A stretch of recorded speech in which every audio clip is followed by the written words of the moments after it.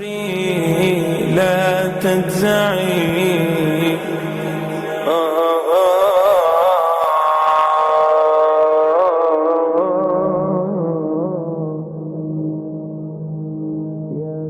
There was this thing, this creation, he was a jinn, his name was Iblees. He existed among the angels. He's made of fire, he was a jinn, but he was special. He was God-fearing, he was worshipping Allah subhanahu wa ta'ala, he knew Allah's names and attributes better than the most knowledgeable among us. First hand, he was among the angels, man. He saw things we could never dream of seeing. So he was an extremely strong believer in Allah. You could say that Iblees was an extremely pious believer, mu'min, among the highest of the highest. But something was wrong. And this something, brothers and sisters, exists in all of us. You can also corrupt it or make it pure. What is it? This creature, Iblees, he had never been tested yet with jealousy or a competition.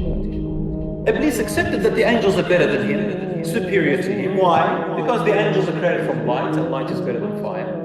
And the angels weren't created with desires. Iblees had desires and he overcame his desires. So therefore he accepts that the angels are better than him. He respects them. But bring someone, a creation that is created from a substance that is much more inferior than fire. Anything less than fire is inferior to me. So Iblees hadn't been tested yet. Allah subhanahu wa ta'ala did not tell the angels everything, because the angels could understand. However, some scholars said that also Iblees, Allah did not want to tell him everything in detail about this new creation, because this new creation was going to have such a huge purpose. And one of the purposes as well, at the same time, is to test this Iblees as well and the likes of him. Because Allah is fair and He will test us in every shape and form. He will test you.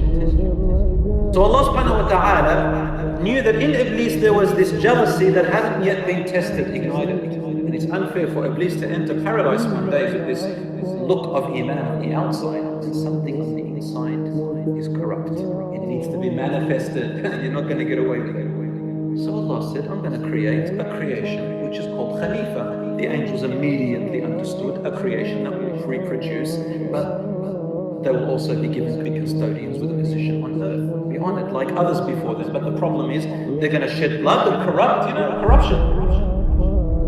This creation is different. This human being is different to any other creation you've ever seen.